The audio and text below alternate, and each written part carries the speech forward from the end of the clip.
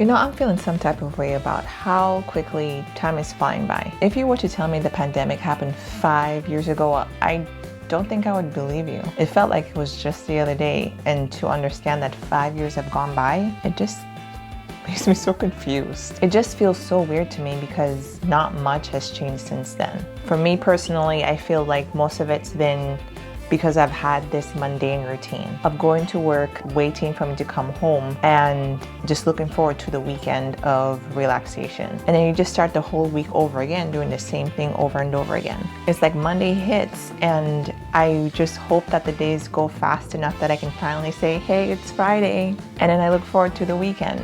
And Sunday nights, I dread the Mondays and doing it all over again. I feel like I tend to do that a lot in my life, especially with bigger milestones too. So I have about 4 more years until I can retire from working full time. And I keep just saying to myself, 4 more years, 4 more years. But what if I don't have 4 more years? I would have spent that time not really living life to the fullest instead of just waiting for this one milestone to happen. We all understand that life is short and our days are limited. And that should be a daily reminder to live life more purposefully.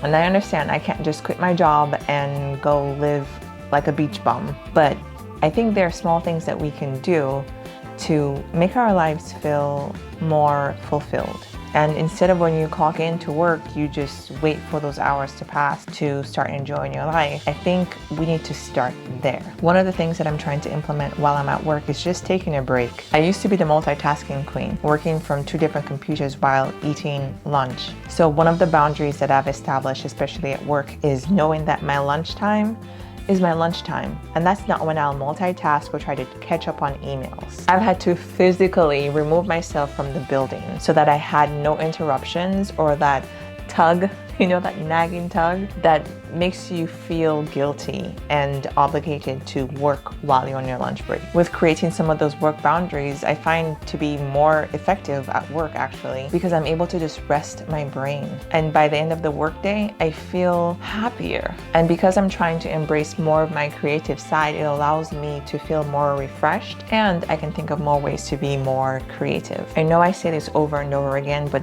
with personal growth, it's really just a perspective shift. And one of the ways that I'm shifting is trying to live a slower life, just slowing down. And so things that I would either avoid or do it very quickly, I try to be more intentional in the things that I do. For instance, usually I'll try to take a very quick shower, but now I spend time pampering my body because after all, I deserve it, right? I'll spend the time in the shower at 110 degrees Celsius. I've really been enjoying body scrubs and using one of those exfoliating cloths that will literally remove a layer of epithelium. And it feels so good. If you want to dedicate more time to yourself and to slowing down, you're going to have to say no to some things.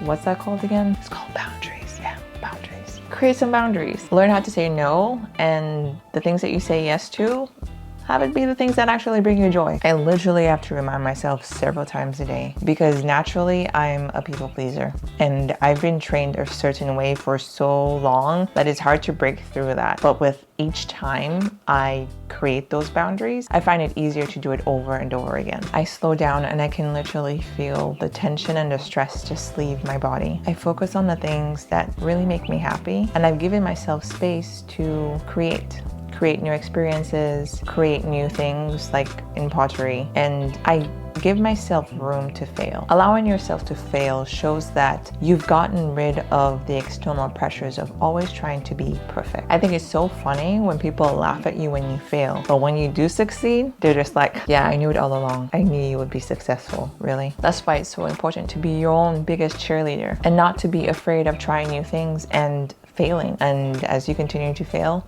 well, guess what?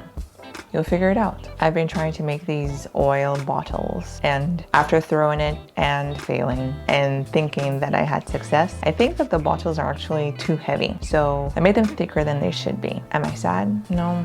Not really. Not like I would have felt in the past. I feel excited to try it again, and now I know what I need to do to make it feel lighter. I'll tell you though, before I made the first bottle, I probably watched every video on YouTube on how to make oil bottles. And the part where you're supposed to collar the neck so that it's skinnier, nothing can really prepare you of how to place your fingers and actually doing it yourself. And I was just like, oh wow, yeah.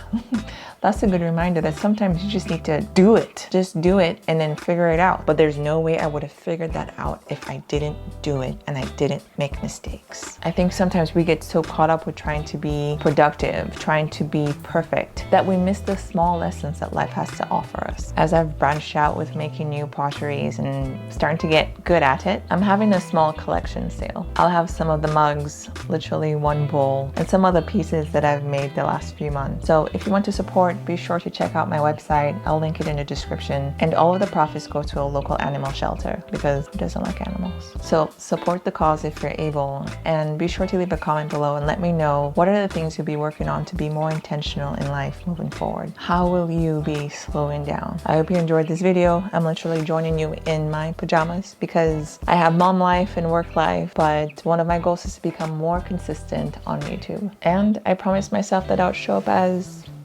me. So here I am in PJ. See you in the next one.